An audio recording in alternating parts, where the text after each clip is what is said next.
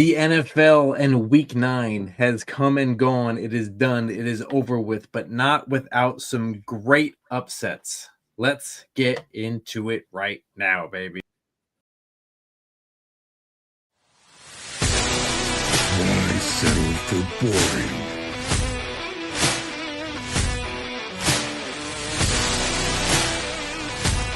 When you can feast with the nectar of the gods.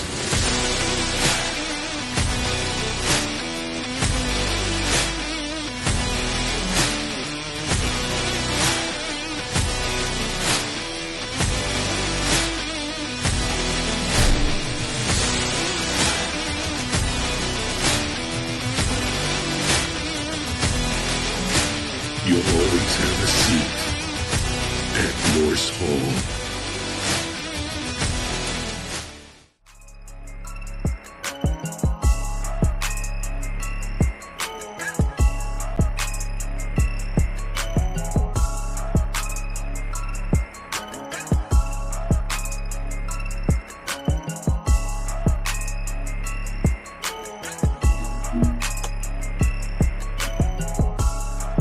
Welcome, everybody, to Top Dog Coverage.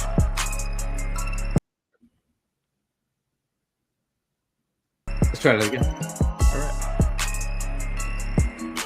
right. Welcome, everybody, to Top Dog Coverage, where we are on our actually second session today, only because trade deadlines, they get out of hand. News, analysis, all that type of stuff is rocking and rolling on this trade deadline day. Also, it's election day, so if you're a voter and you like to vote, go out and vote. It is your day to do that. So but also today was the big day of trades in the NFL, and that's exactly what happened today. So if you want to what do you think was more popular? Probably the NFL trade deadline. Yeah, I'll be honest. Yeah, that's fair. But if you guys haven't yet, please follow us at Top Dog Coverage. Sign up and to YouTube, X, Twitter, TikTok, Facebook, Instagram. Stay connected with us. Spotify, Apple. Swipe up, leave comments, hit the 5 stars. Make sure that you guys are in tune with what we're doing, because we want to stay in tune with the football knowledge that you guys have as well. So leave your comments, and we get back to all of the comments, right, C-Dub? Yeah, sometimes Dirty just needs somebody to talk to. It happens. And that's you guys. That's definitely you guys. With that being said, how are you feeling about? I know we just went through the trades and everything like that, but knowing that one door has closed, where no more moving around chess pieces and such can happen anymore unless you're picking people up from the waiver wire. How do you feel about one chapter being closed in the NFL here, and it's just on to the next? It's been one of the most miserable seasons of my lifetime. So, I guess I don't know if any door is necessarily closed. It's just the cool trade deadline's over. But for me, the real fun doesn't really begin until the off season, because this is already a lost season and it's complete just misery. Yeah. So it'll be nice to when there's hope again. Yeah. Me and C-Dub put up our predictions almost every Wednesday or Thursday, and this week I believe we went we got 3 wrong, I think. Did pretty well. I don't know which ones. I know we got the Packers one wrong, but I think everybody on Earth did.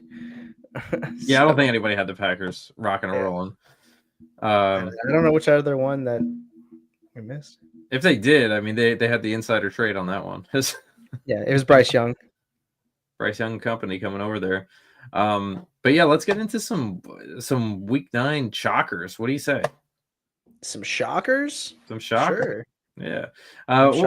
Let's start off with the Thursday night football with the Ravens and the Dolphins. All right, because it wasn't really a shocker on this one. We kind of saw this one coming, but the Ravens went over to the Miami Dolphins and absolutely the return of Lamar. Huh? The return of Lamar. Yeah, the return of Lamar going 18 for 23, 204 yards and 4 touchdowns. He was just an absolute menace. And Derrick Henry having 19 for 109 19 for 119 yards on the ground, and it's just it was abysmal to that Miami defense. And Zay Flowers going 5 for 64. Again, Charlie Kolar sneaking in there with 2 receptions, 23 yards, and a touchdown. But Mark Andrews, 2 for 22 and 2 touchdowns, and Rashad Bateman, 2 for 13 and 1. So spreading the ball around a little bit, for some touchdown actions, but throwing 4 touchdowns, that's really gonna help your team. And it was just really looking good in Miami. On the other side, just could not get it done. Like Tua, 25 for 40, 261 yards and an interception, and they couldn't get the ball rolling. You're talking about Devon Achane, 14 carries for 67 yards, and that's really all that was happening on the ground there. But Jalen Waddle having 9 targets for 6 receptions and 82, but Devon Achane having 10 targets for 6 and 39. Right, that's kind of big right there. But Greg Dulcich hauling on all 5 targets, 5 for 49. He was called upon when Darren Waller went out, and Malik Neighbors 3 for 48. So it wasn't Malik really Neighbors. looking too good. I'm sorry, Malik Washington. Okay, I was like, what, isn't he out? He got a very quick repair surgery and then got traded. Okay, yeah, false. That's not accurate, people. False, yeah. If that ever happened, we would be questioning the NFL very much so. But yeah, other than that, it was just the Ravens, coming down to Miami and just partying it out in Miami Beach. So that was pretty much what it was. And party in the USA. Yeah, pretty much so. All right. How about we go to the most explosive matchup over the weekend? Let's do Chicago that. Bears visiting the Cincinnati Bengals. All right. Bears ended up winning 47-42. In this game, you had 4 different passers on the Bears side, with Caleb Williams, Tyson Bagent, DJ Moore all completing pass, and Cole Kmet going 0 for 1 in his 1 attempt. But Ben Johnson was in his bag. He was very creative in this game. The run game looked awesome. You had the rookie Kyle Monangai go 26 carries for 176 yards. Caleb also got 5 carries, 53 yards. Britton Brown had 5 for 37 and a touchdown. And DJ Moore actually rushed 1 in too. But great game from Caleb. He was 20 of 34 for 280 yards, 3 touchdowns. Only took 2 sacks. Had the game-winning drive at the very end of it. And you had a big coming out party for the first-round pick, Colston Loveland. He had 7 targets, 6 catches, 118 yards, 2 touchdowns. DJ Moore got involved, 6 targets, 4 catches, 72 yards. Alameda Zacchaeus had 8 targets, 6 catches, 58 yards, and a touchdown. Caleb Williams, 2 targets, 2 catches, 22 yards, and a touchdown. So he's just out there doing his thing. Kyle Monangai, 5 targets, 3 catches, 20 yards. And then Cole Kmet, 1 catch, 10 yards. Rome Odunze, 3 targets, no catches. So tough day for him, but the Bears offense flourished. You got to see a lot of Caleb's athleticism on display. Over 50 yards rushing, caught 2 passes and a touchdown, 4 total touchdowns. So great overall day for the Bears. Bears defense just did not look good. Old man Joe Flacco had that injury coming in, and there's nothing they could really do to stop him. The Bears defense had 3 sacks, 4 tackles for loss, 7 pass deflections, only hit the quarterback 5 times, but was able to get 2 interceptions. Nashawn Wright and Tremaine Edmonds. But on the Cincinnati side, you had Joe Flacco, 31 of 47, 470 yards, 4 touchdowns, 2 picks. Chase Brown couldn't really get much going. He had 11 carries, 37 yards, and then you had a few players get one carry. But this one was really the T. Higgins show. He had 9 targets, 7 catches, 121 yards, caught 2 touchdowns and a 2-point conversion. Jamar Chase was 8 targets, 6 catches, 111 yards. And Chase Brown had 14 targets, 8 catches, 75 yards. And your boy Andre Yosevach had 7 targets, 5 catches, 66 yards, and a touchdown. Joe Flacco also lost a fumble. But yeah, the Cincinnati defense just could not hold on at the very end when it mattered most. You had, I think, 3 or 4 Cincinnati defenders around Colston Loveland when he caught that pass down the seam in the middle of the field. Could not bring him down, and then Loveland was off to the races. Dub Bears, so great plays by them. Yeah, the Bears. Yeah, that was for sure having, I mean, like 14 targets, like 14 targets As a for a running back, running back. That's wild. a lot of dump offs. Yeah, a lot of dump offs. You know, it is what it is. Gonna run, gonna happen, and it helps, especially when he's throwing it 47 times. You know what I mean? Yeah, I don't It's think it's that good though. I mean, he's what, 41, 40? yeah, Throwing it that and many times? with that AC joint problem too, that's I think that's why 14 of them were checkdowns. Yeah. um, let's go to the Vikings and Lions, where this was a field goal game where the Vikings squeaked out a field goal in Detroit against the Lions. So JJ McCarthy, very average, but with 14 for 25, 143 yards, 2 touchdowns, and an interception, but was sacked 5 times. But they ran the ball pretty efficiently. Aaron Jones had 9 carries for 78 yards. Jordan Mason had 10 for 36, and Jordan Addison ran, and JJ McCarthy 9 for 12 and his touchdown in there. So, but he was able to get 9 targets to Justin Jefferson, and he had 6 receptions for 47 yards and a touchdown. And TJ Hawkinson found the end zone when he went 2 for 11. So nothing too crazy in this game with it, but they were just, it's a division game. They're able to keep it very they were able to keep it very close. So going over to the Detroit side, he also was sacked 5 times as well, but he went 25 for 37, 284 yards and 2 touchdowns. Looking a bit cleaner, but they just couldn't, the Vikings were just able to edge this out. And David Montgomery went 11 for 40, and Jahmyr Gibbs only 25 yards. So collectively, they went 20 for 65. And Sam, yeah, very tough. And, Amon-Ra St. Brown, 13 targets, 9 for 97, but with the 2 touchdowns caught, Sam Laporta hauled in 6 of his 8 targets for 97 yards and a touchdown, and Jameson Williams hauled in 4 of his 6 targets for 66 yards and a touchdown. So they were trying to do anything they can to get it, but David Montgomery had a fumble, and that usually whoever has the turnover game sometimes wins the game, and it was a field goal game, and that's the way division games go. So shout outs to the Minnesota Vikings 4-4, and the Detroit Lions now 5-3. Alrighty, now let's go to the major upset of the week: the Carolina Panthers upsetting the Green Bay Packers on the road. So Panthers won 16-13. Just a very, very ugly game overall. I know it had crazy wins going on in the game, but you had Bryce Young complete 11 of 20 passes for 102 yards and an interception. Rico Dowdle continued to kind of just ascend. He had 25 carries, 130 yards, 2 touchdowns with a long of 29. And Chuba only got 5 touches for 17 yards. So pretty tough day for him. And it continues to be the Dowdle show. But in terms of receiving, the only one that really stood out, did much on the Panther side, was Teteroa McMillan. 6 targets, 4 catches, and 46 yards. You had Bryce Young, who fumbled, but he was able to recover his own fumble. And then on the Carolina defense, they only had 1 sack, 4 pass deflections, 4 tackles for loss, 6 quarterback hits, and an interception. It was a really ugly interception from Jordan Love when they were driving in the end zone. He kind of just ran around and then threw it up to nobody other than the defender. So, but tough day for the Packers. I mean, they were 26 of 37 for 273 yards in that 1 interception from Jordan Love. Josh Jacobs was 17 carries, 87 yards and a touchdown. Emmanuel Wilson had 6 for 16. And then in the receiving game, you had 10 targets from Romeo Doubs. He had 7 catches, 91 yards. Christian Watson on his kind of comeback trail, he had 4 targets, 2 catches, 58 yards. Luke Musgrave had 3 targets, 3 catches, 34 yards.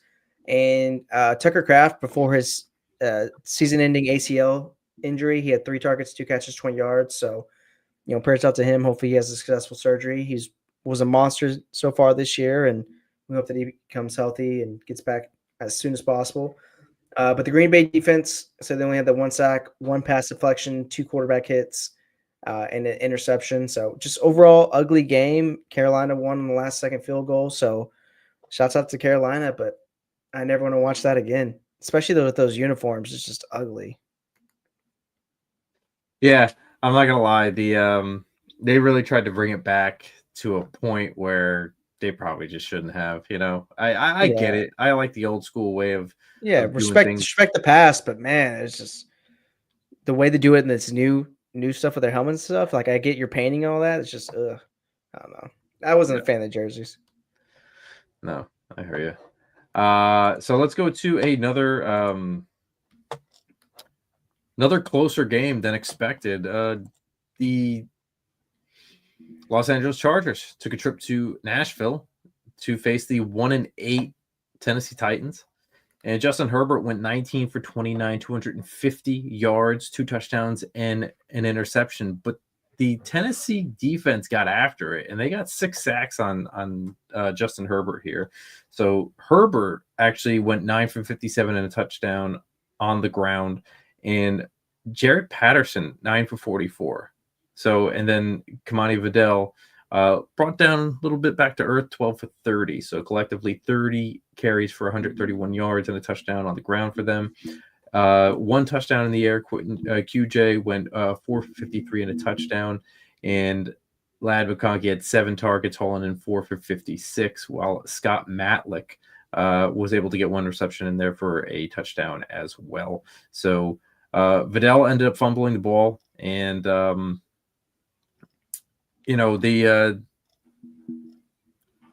the defense just really got after Herbert, and Tennessee was scoring early here, even though it wasn't like the greatest game in the world here. But Cam Ward went 12 for 21, 145 yards, no touchdowns, no interceptions, but they really couldn't get the ball rolling either. Tony Pollard 10 for 56, Tajay Spears 7 for 26. But the one thing here is he's trying to still get his rhythm, and Ayo Manor went, 6 targets, 3 receptions for 46, and Tajay Spears went 3 for 36. That was really all it was. But Cam Ward fumbling twice, that's really kind of going to change the name of the game, especially when he's still getting sacked 4 times in the game too. So it wasn't exactly the greatest, but you're talking about Cody Barton on defense getting a touchdown. They're able to get, some QB hits in there and some, 11 QB hits and a touchdown. So that's kind of going to set the rest of your team off so that you can really try to get the ball rolling. But their offense hasn't really been good. It was just kind of a fluky game a little bit. And the Chargers actually had to fight for this one. So, shout outs to the Titans putting pressure on there, but, just again, couldn't really solidify that win. Yeah, fair enough. All right, let's go to the Atlanta and New England game, which was a lot closer than anticipated.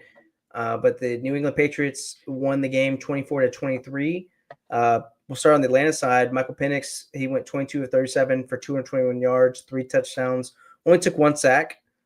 Couldn't get much going on in the run game. You had Bijan Robinson, 12 carries, 46 yards. Michael Penix, 2 for 19, and Tyler Algier, 2 for 6.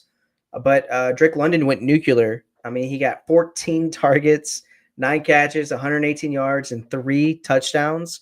And there was a lot of circus catches, man. He was out there just one hand on the sideline. It was very impressive. I mean, Drake London dominated the Patriots, but Bijan got 10 targets, 8 catches, 50 yards. Kyle Pitts, 7 targets, 4 catches, 38 yards.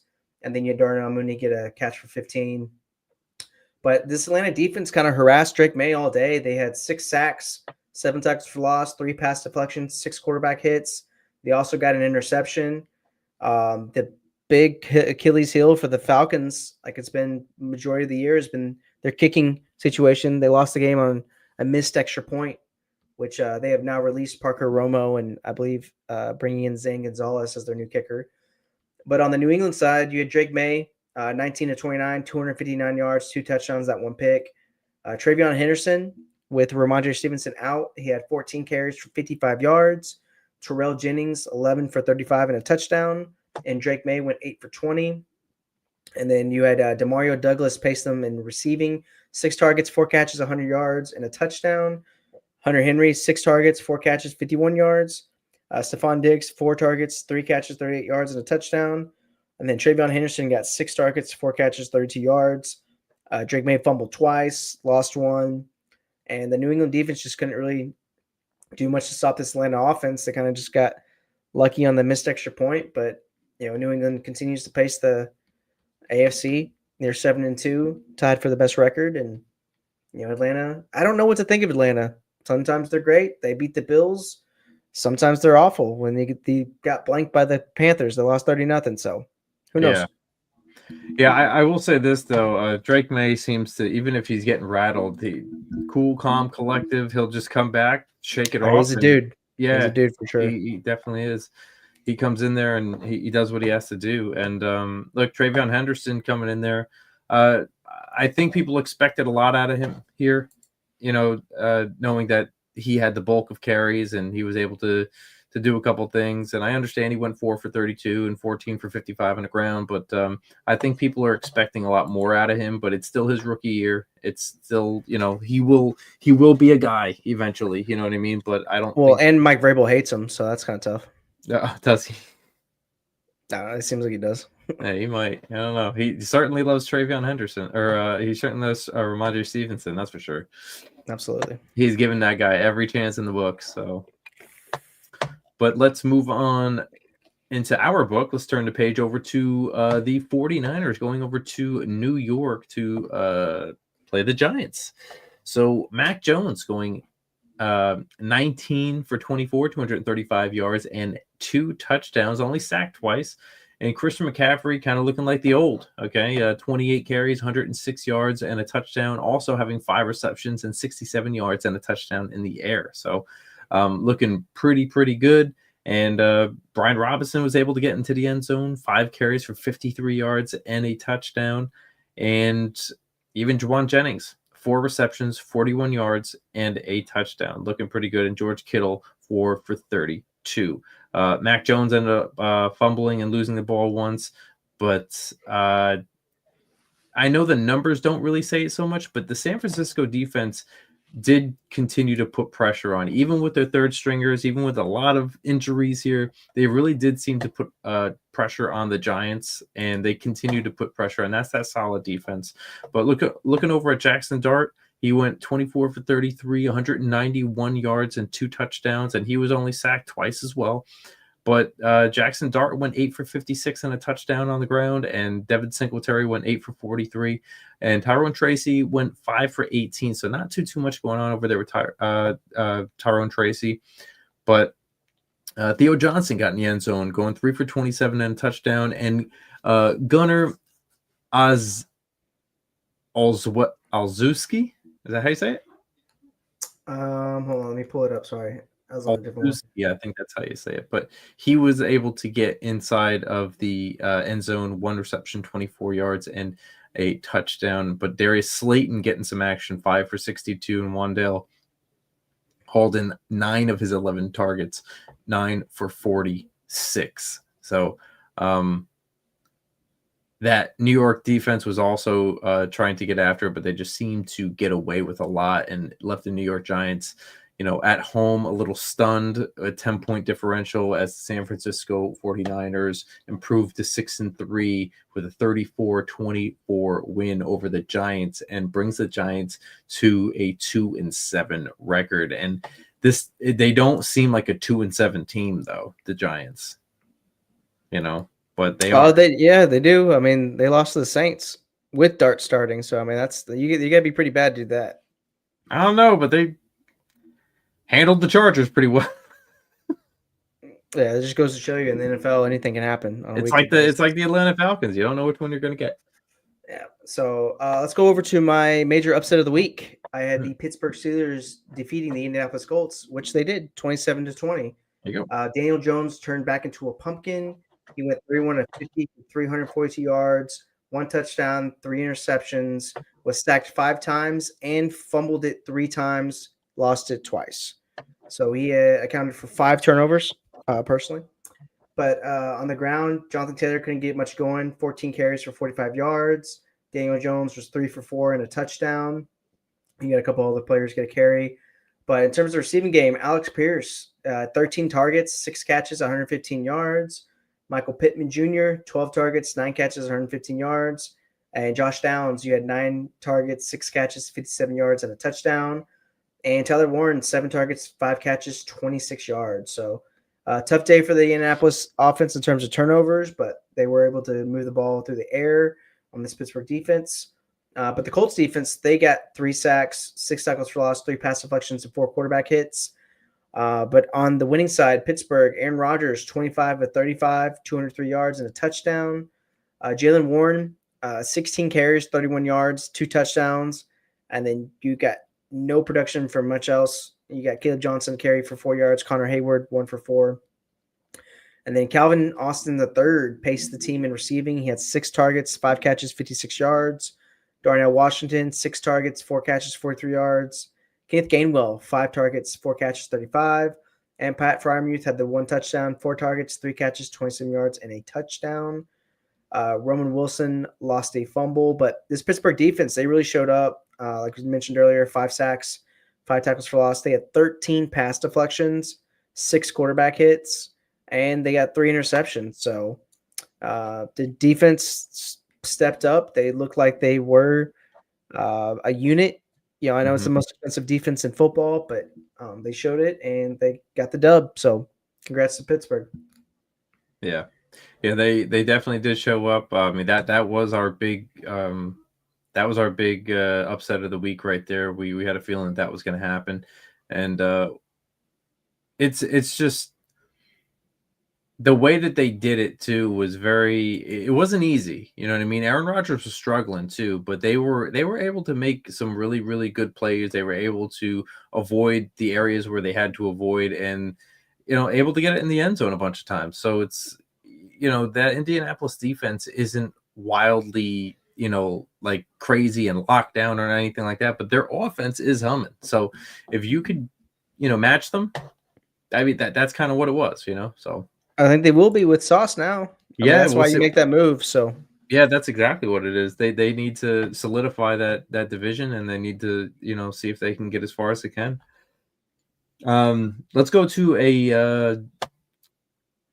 a tough nose defensive game where the Broncos squeaked out the 18-15 win in Texas, leaving the Houston Texans 3-5, and the Denver Broncos increasing their wins to 7-2.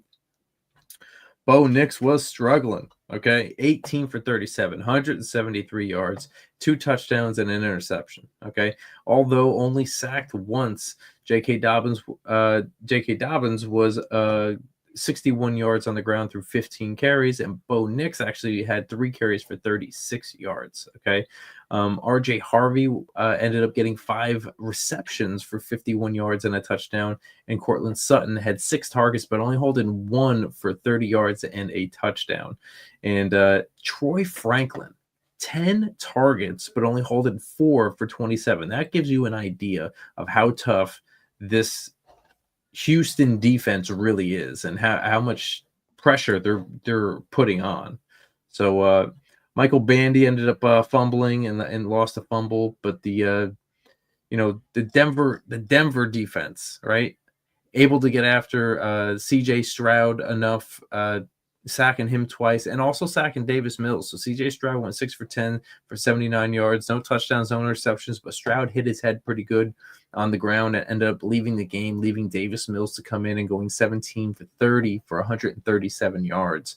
And they just couldn't get this rushing game going. You had Nick Chubb 11 for 34, Woody Marks 10 for 27, and nobody could really get it done there. But you had Nico Collins 11 targets, 7 for 75, and Dalton Schultz 8 targets for 6 receptions and 77 yards, and then Christian Kirk 8 targets, 4 for 26. So it was really, really difficult trying to get everything rocking and rolling over there. And Kalen Bullock ended up getting an interception there, but close nose, hard nose game. We said it was going to be a defensive game, and whoever had the better O-line, I said would win. And it seems like Denver kind of did, but at the same point, I will give credit to this Houston offensive line for holding their own against a Denver, very, very tough Denver defense. And we talked about this offensive line maybe struggling, unknown or what have you, but they held their own, and it was a very close game. Yeah, let's we'll go over to another Fugly Bowl. Jacksonville Jaguars versus Las Vegas Raiders. Overtime thriller. Jacksonville ended up winning 30-29. But Trevor Lawrence went 23 of 34 for 220 yards, no touchdowns, one interception. He's also sacked one time. Travis Etienne Jr. went 22 for 84 on the ground. Rachel Tootin, the rookie, got 9 carries, 29 yards, and a touchdown. But Trevor Lawrence getting it done with his legs, 9 carries, 24 yards, and 2 touchdowns. And then you get a couple carries for a couple other players. But Parker Washington ended up pacing the team in the receiving. He had 9 targets, 8 catches, 90 yards. Brian Thomas Jr. had 5 targets, 3 catches, 55 yards. Etienne had 5 targets, 5 catches, 31 yards. And 7 targets, 3 catches, 25 yards for Diami Brown. And then a few other players caught a pass. So you see why they made the move for Jacoby Myers. Yeah. They definitely need some receiver help with Travis Hunter out. But on this Jacksonville defense, they got 2 sacks, 5 tackles for loss, 5 pass deflections, 4 quarterback hits, and an interception. But Geno Smith, not a terrible day. He went 29 of 39 for 284 yards, 4 touchdowns, that 1 pick, and again those 2 sacks. But Ashton Jeanty couldn't get much going. He was 13 carries for 42 yards. Geno was 5 for 9, and Brock Bowers 1 for 6. This was definitely the Brock Bowers show. He led the 13 targets, 12 catches, 127 yards, and 3 touchdowns. Ashton Jeanty, 5 targets, 5 catches, 47 yards, and a touchdown. Then Trey Tucker, 4 targets, 3 catches, 38 yards. And then Jacoby Myers, 6 targets, only 4 catches, 23 yards. But, Las Vegas, they were trying to get the win at home. They took the gamble in overtime to go for 2 to get the win. And, passed it, got batted down immediately at the line, and just a tough beat for the Raiders. I think I know Pete Carroll is getting flashbacks of throwing it at the 1-yard line. So probably is, yeah. We should probably stick to the run game at this point. Yeah. I mean, if he hasn't learned yet, right? Take us right over to your game. Yeah, I mean, I know that you always watch the Saints all the time, and so I mean, you'll have a better idea rather than me of what you saw. So, it was a historically bad offensive performance from the Saints. They only had the ball for 16 minutes in the entire game. No way. Yeah, it was bad. I mean, you had Tyler Shuck's debut, 15-24. I think they only ran 40 plays, if I'm not mistaken. So, but Tyler Shuck went 15-24, 176 yards, 1 touchdown, 1 pick, was only sacked 1 time. Taysom Hill threw a pass, did not complete it. Taysom Hill led the team with 4 carries, 30 yards. And he had a long of 29, by the way. So Alvin Kamara, 6 carries, 14 yards, and a fumble. Devin Neal 3 carries for 11 yards. Rashid Shaheed, 9 targets, 5 catches, 68 yards. Chris Olave, 4 targets, 3 catches, 57. Juwan Johnson, 4 targets, 3 catches, 31 yards, and a touchdown. Brandon Cooks got a couple catches and a couple catches for some other players. Saints defense, 2 sacks, 4 tackles for loss, 4 pass deflections, hit the quarterback 4 times. But, yeah, this was not even a contest. You had the Rams. Stafford went 24-32 for 281 yards, 4 touchdowns. Kyron Williams, 25 carries, 114 yards, and a touchdown. Blake Corum, 13 for 58. Puka Nacua, 8 targets, 7 catches, 95 yards, and a touchdown. Devontae Adams, 7 targets, 5 catches, 60 yards, 2 touchdowns. Terrence Ferguson, 3 targets, 2 catches, 54 yards. Tyler Higbee caught another touchdown from Stafford. So I think he's thrown, 9 touchdowns in the last 2 weeks? Yeah. Not including bye week. But, yeah, I mean, it was just overall brutal performance. It was ugly. It was bad. And, yep. That's all you get. All right. Miserable. Yeah. Let's go to the Kansas City Chiefs going over to Buffalo. All right. The 5-4 Kansas City Chiefs took a loss, 21 points they put up against Buffalo's 28, improving the Buffalo Bills to 6-2. So Patrick Mahomes went 15 for 34, 250 yards, and an interception. And that was it. He didn't get no throwing touchdowns. And even though it looked like he did, he didn't. And Kareem Hunt at 11 carries for 49 yards and a touchdown. Rashee Rice ended up getting a rushing touchdown, 2 for 6, and they just couldn't get the ball rolling. A collective 20 carries for 79 yards and 2 touchdowns on the ground for the Kansas City Chiefs. You had 7 targets for Rashee Rice, hauling in 4 for 80, and 7 targets for Xavier Worthy, hauling in 3 for 23. And then you had Hollywood Brown 2 for 73 and Travis Kelce 4 for 66. And it was just big plays. That's all it was. And they just weren't able to get momentum going here. So Patrick Mahomes got sacked 3 times. And when you carry it over to the other side of the ball, it looked like Josh Allen just wanted to do whatever he wanted to do here. And he went 23 for 26, 273 yards down, sacked 3 times as well. But James Cook did exactly that. He cooked the Kansas City Chiefs by 27 carries, 114 yards, and Josh Allen carried the ball 6 for 19 with 2 rushing touchdowns, and Ty Johnson got into the end zone 2 for 8. Dalton Kincaid, 6 targets, 6 receptions, 101 yards, and a touchdown. And then you had Khalil Shakir, 8 targets, 7 for 43, and everything else was dip and dive and dunk over here, you know what I mean? But it was basically the Josh Allen and the Buffalo Bills show here. And Maxwell Harrison showed exactly what he could do, was able to get an interception, and that Buffalo defense made a few stops and kept the Kansas City Chiefs and Patrick Mahomes to no passing touchdowns. Very hard to do. So they were able to do that. How does it make you feel that Dalton Kincaid's actually had a pretty good year?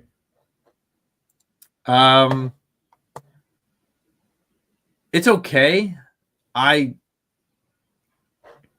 still just. You hate the guy. It's okay. We get it.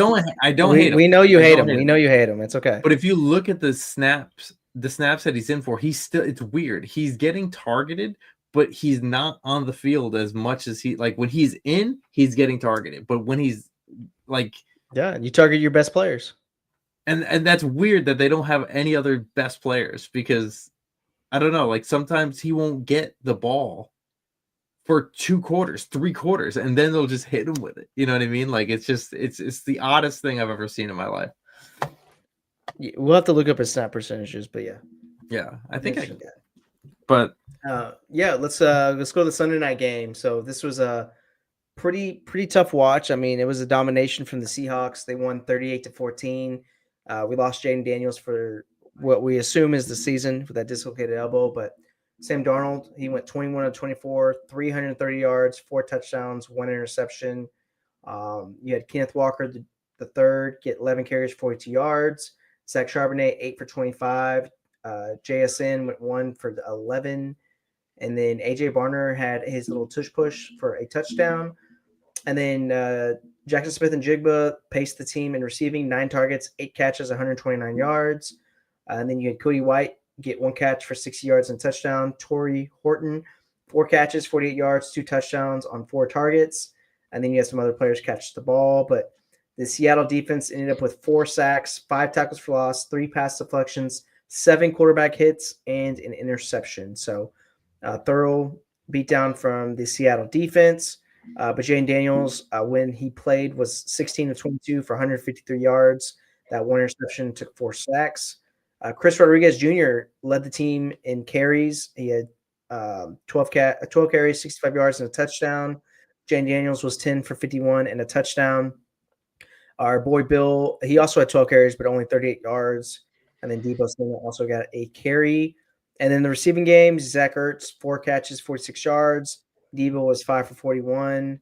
And then you had some other players catch a pass. And then Washington defense, no sacks, 2 tackles for loss, 3 pass deflections. They only hit Sam Darnold 1 time, and they had that 1 interception. So tough performance for Commanders in what it seems to be a lost season. But Seattle Seahawks are 4-0 on the road and looking great. So shout out to Sam Darnold going perfect in the first half. 16 for 16, 4 touchdowns. Absolutely wild. That's absolutely wild. Did you hear the post-game press conference? No. Apparently, I guess somebody had said something to him at halftime, and then that's when he also threw an incomplete pass and that interception. So Whoever and he that was person upset. is. And he said, "I know. I'm not going to name this person, but they know what they did." You know what? Fair. That's more than Yeah. fair. Yeah. Yeah, that was one of our bold predictions that he would have the game of his career, I believe, or not of his career, of the year, and he did have 4 touchdowns. Yeah. Oh, I mean don't know. that was in the chamber. I don't know if we released that one, but yeah. Yeah. We had that in the. We're working on some stuff. We're working on newsletters for you guys, so you know we're testing some stuff. Don't confuse the people, man. It's all right. We're working on some stuff. By the way, I will give you. No, man, go ahead. I found something here. So What'd you find? what do you think? What do you think the Dalton Kincaid snap percentage is? What do you think his highest is? 29%. No, it's higher than that. Okay. 42. Nope, that's higher. Higher than 42? Yeah. I mean, you're talking about starter, right? This has got to be his main target, Well, right? I know you hate the guy, so you think he shouldn't even be on the field. So trying to understand. I don't know what 60%. So 51 in week 1, 48 in week 2, 55 in week 3, 37 in week 4, 54 in week 5. He didn't play in Atlanta. He had a bye. Week 8, 22%. And then against Kansas City, 35%. So when they do use him, and he was, and you're talking, they're finding ways to get him the ball here, right? So I mean, they're scheming him when he's in. You're talking about tight end 4, tight end 17, tight end 4, tight end 18, tight end 10, 2 missed games, tight end 34, and then tight end 3. So if we're looking at this, I would bet that he's going to go back down because it keeps flopping to like tight end 4, tight end 14, tight end 3, tight end 22, whatever it is. But and they're only using him in receiving options. That's what he was mainly. He was a receiving threat in college at Utah. Yeah, absolutely. I mean, that's his role. So you have Knox to kind of be the dirty blocker. Mm-hmm. You know, so let's finish it off on a Monday night. Jacoby Brissett is now the starting quarterback for the Arizona Cardinals, and he went 21 for 31 for 261 yards and 2 touchdowns in the win over the Dallas Cowboys, winning 27-17. The Arizona Cardinals are now 3-5, and the Dallas Cowboys are now 3-5-1. Okay. It looked like Amari DiMercato went 14 for 79. Looks like he got that kind of lead roll back, and Bam Knight went 9 for 27. But Jacoby Brissett using his legs 5 for 4 with a touchdown on the ground. Marvin Harrison Jr. getting 10 targets, 7 receptions, 96 yards, and a touchdown. Exactly what this offense has been missing. Kyler Murray not being able to hook up with Marvin Harrison Jr., but Jacoby Brissett can. Now, we have 9 targets for Trey McBride, hauling in 5 of them for 55 yards and a touchdown. And Michael Wilson hauling in his 3 receptions out of 4 targets for 61 yards. So Jacoby Brissett ended up fumbling once, but this Arizona defense sacked Dak 5 times. And Dak Prescott went 24 for 39, 250 yards, a touchdown, and an interception. They were able to get the ball rolling as well on the ground. Javonte went 15 for 83, and Dak Prescott went 4 for 34. CeeDee Lamb, 12 targets, 7 for 85. George Pickens, 9 targets, 6 for 79. And Jake Ferguson, 7 targets, 5 for 50, while Ryan Flournoy went 2 targets, hauled both of them in, 2 for 12, 1 in the end zone. So, but George Pickens, fumbling it twice. Jake Ferguson, fumble. Javonte Williams, fumble. They had 4 fumbles, okay, and lost 2 of them. Like that's what's going to happen right there. But they were also the Broncos exposed the Cowboys offense. Say again? Well, remember a few weeks ago, he was talking about the Giants exposed the Denver Broncos. Yes. And we had a very colorful argument in regards to the Broncos defense. Yes. Because then the Broncos played the Cowboys. So Yeah. I'm saying, do you think the Broncos exposed the Cowboys since they've had two tough offensive performances? It's a possibility. Yeah. I mean, and you've talked about as well that Arizona's defense is actually not too shabby either. So I mean, yeah, they definitely could have been. I think it's a fair point. Yeah, they got their first round pick, Walter Nolan, back activated. He had that, I want to say, elbow or knee injury, so he's finally got to play in this game, and I think he made a really big difference. Okay. So yeah, but I mean, crazy games going on, and I mean, all the way through Monday night. I think it was great. Yeah, it was a fun week. I have a crazy like postseason theory that we can get into at the end of the show if you'd like. Okay. I think we pretty much wrapped up all of our games, so I mean, let's get into this. Okay. So, what would you say the temperature is? How would you say Cowboys fans view Dak?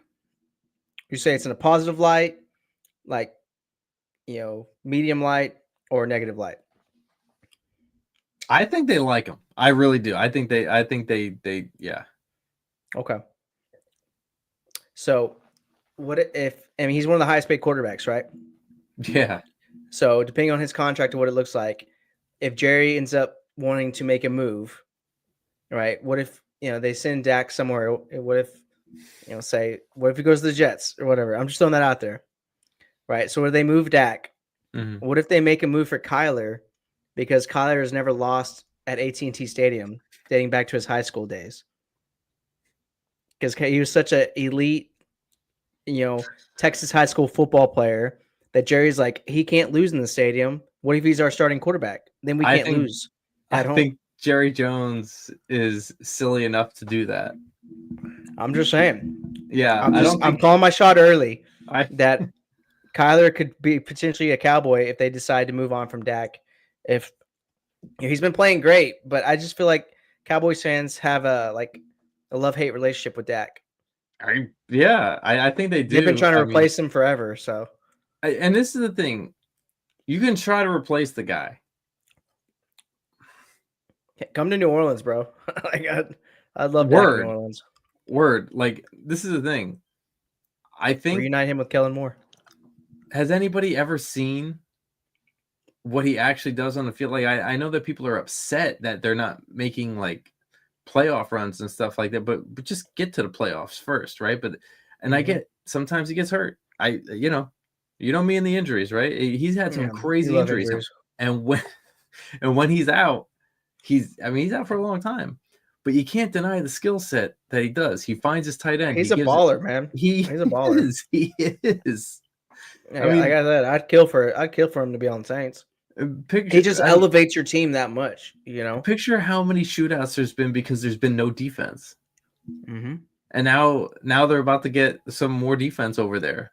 And he's recently become a dad, so he's gotten even better. Like, whenever these quarterbacks, they have children, they're talent, and they just get so much better. I mean, you got something to play for now. Yeah, Baker's, he's increased his play. Dak's increased his play. Jared Goff's increased his play. It's wild. I mean, week 9. I'm just predicting that Kyler Murray will be a Cowboy in the future. Yeah, could be next season. He's crazy enough to pull the trigger, dude. He really is. Yep. He really is.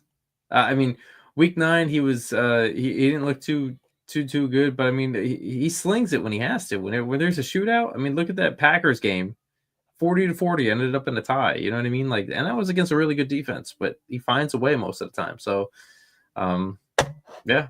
But I mean, week 9 finished, finito. Week 10 predictions are coming, and if you guys haven't yet, make sure that you guys subscribe to the channel. Follow us at Top Dog Coverage on YouTube, Twitter, TikTok, Facebook, Instagram. Make sure you swipe up Apple, Spotify. Leave those stars in those comments, baby. All right. But C-Dub, what do you think about going into week 10? I mean, like we're into the double digits now of like the NFL week or the NFL season. You know what I mean? Like, enjoy it while it lasts. Yeah. Because it's slowly about to be taken away from us. Yeah, exactly. But we can put this season of misery. We can put it out of our misery and start focusing on the off season. Like once we get to start talking about, what would we do if we were these teams? So that is true. That is true. And with that, make sure that you guys follow, like, subscribe, and we will see you guys on the flip side.